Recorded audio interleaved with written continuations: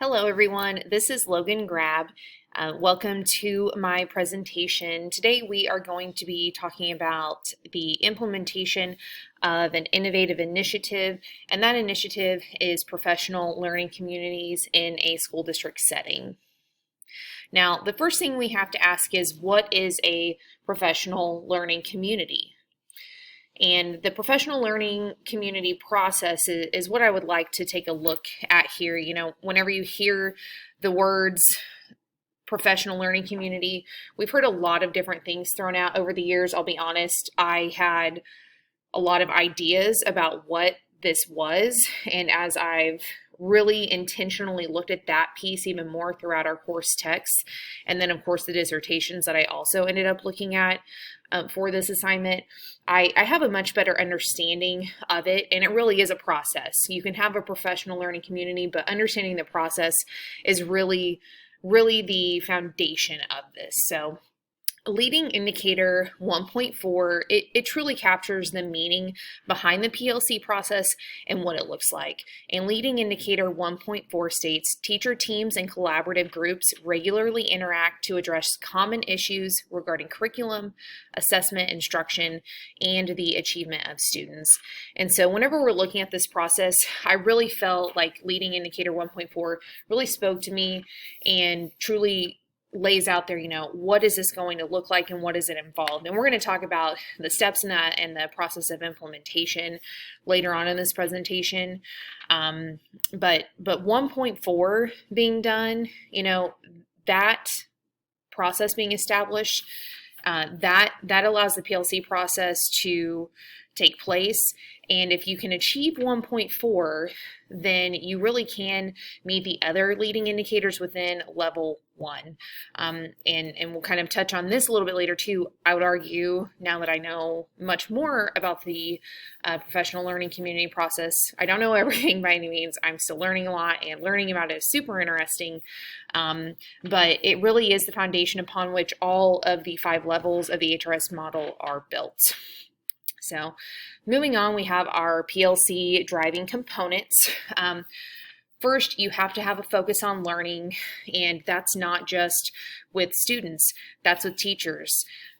Whenever you are helping your teachers learn, that pours over into your classrooms, makes them better teachers, makes the learning environment for students even better. And this is something that, I'm an educator, and right now, still a student, but I really think that I consider myself, I know it's a little cliche, a lifelong learner. I love learning. I love collaborating with people. And that leads us to the second point on here, a collaborative culture. This is something that I've really been yearning for this year with COVID. We have a lot of restrictions on us here at the school, being able to meet in large groups. And while we can do Google Meets and Zooms, it's just not the same. And I know that everyone that listens to this will understand where I'm coming from whenever I say that. And as much as I actually am surprised that I've enjoyed the online doctoral program as much as I have. I was really nervous about it. I hadn't done online since I was an undergrad. And so as much as I am enjoying all of our classes and our interactions are so great, I just think about how much more awesome it would be if we were together sitting at a table, talking about things sometimes. So that's just something that I really like about the PLC model. And then our third point here, we have a results orientation. So that's not people just relying on what the intentions are behind something, but really making decisions and assessing the effectiveness of teachers based on the results that come out of the PLC. This quote from Marzano stood out to me: "The extent to which educators consider and embrace these ideas has a significant impact on that process's outcomes in a district or school." And so that just tells us being on board with a focus on learning, a collaborative culture, and a results orientation is key to the PLC process being successful. Now, to go further with some success that PLCs have had over the years, I had no idea that PLCs had been around this long. You see the quote from Lowry. They have had research going on since the 1990s in relation to the notion of schools as professional learning communities. Found that very interesting. And data supports the enhancement of student and teacher learning through the employment of PLCs. I referred to that on the last slide a little bit. And Lowry also indicated that with the emphasis moving from teaching to learning in educational organizations, educators and administrators realize the potential of the PLC approach as a means to promote learning for students and adults. And like I said before, we all have to view ourselves as learners, and becoming better teachers only helps our students in the classroom to become better learners in that setting as well. Continuing with some proven success with PLCs, it absolutely helps build positive student-teacher relationships, really fosters and cultivates the development of those. And from Matthews, we have the positive teacher-student relationship provided a comfortable and safe learning environment for students in the classroom. I know I've heard a lot of people say over the years, that students don't necessarily learn from people that they don't like, and I don't know for sure if that's true. I know I've certainly seen instances of that before, but what I do know is that positive relationships between teachers and students have good things transpire from them, and there's just no denying that. So that is very important to this process. And then studies also showing improvements in the professional development standards and the PLC process is important. As Green states, this study consisted of a treatment group.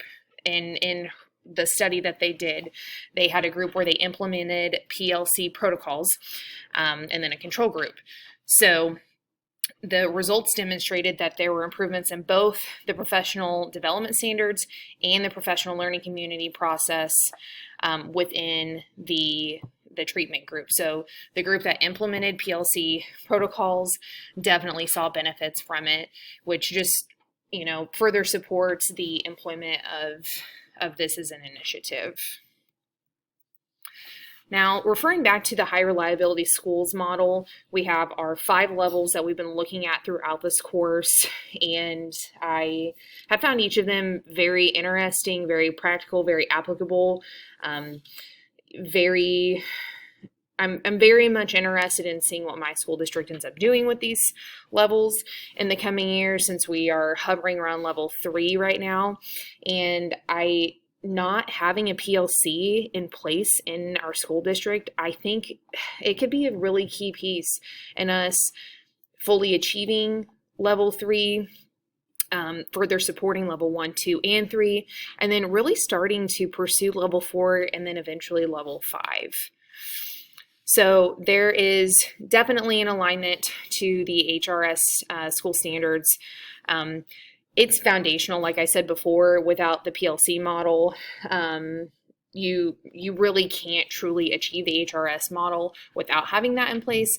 But with that said, I kind of highlighted a leading indicator for the first 3 levels. I already talked about leading indicator 1.4, that's building those collaborative teams. And then whenever you look at level 2, we have leading indicator 2.4, and that's the school providing teachers with clear, ongoing evaluations of their pedagogical strengths and weaknesses, and then looking at data on that, and then student achievement data to help make decisions about that.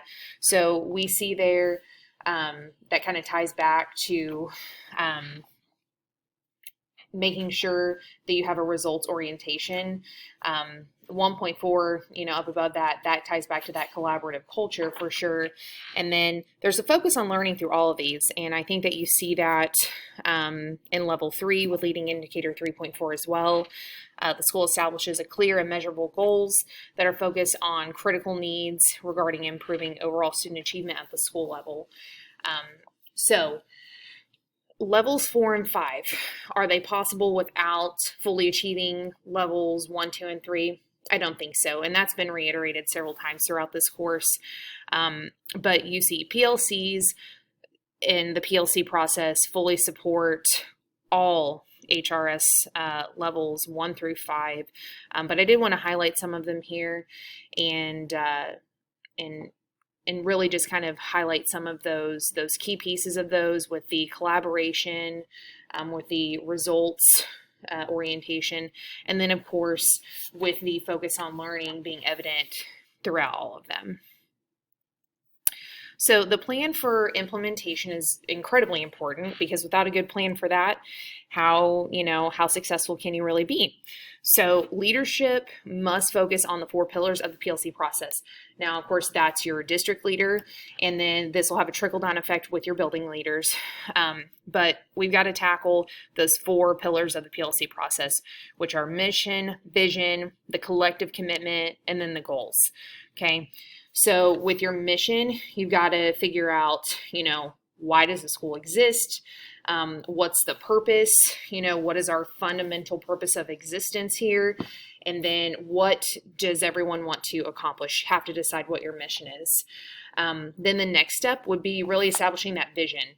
So making a decision and discovering,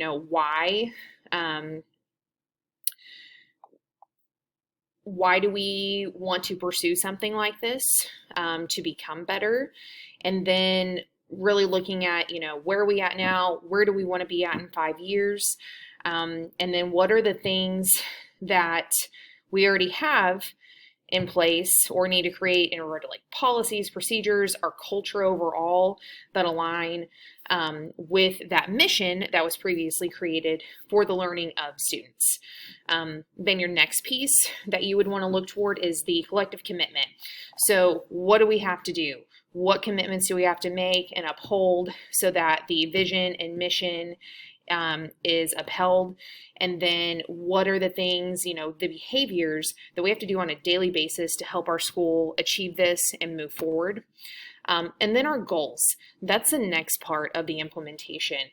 So it gets more specific on what are the actual steps that are going to be taken, when they're going to be done, and then creating a timeline. You want to have targets that you're working toward that are probably tied back to that vision again. And then, how are we going to measure that? How are we going to know if we have achieved it? So that would definitely be the approach that I would go through as a district leader with all my building leaders, and then focusing, what are we wanting to do as a district, implement this at your schools, and then it has a trickle-down effect to go across all grade levels, K through 12.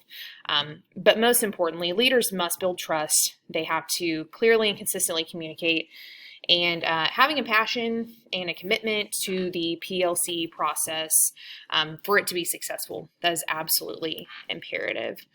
So, here are my sources. I am super excited about this. I hope that you guys enjoyed my presentation.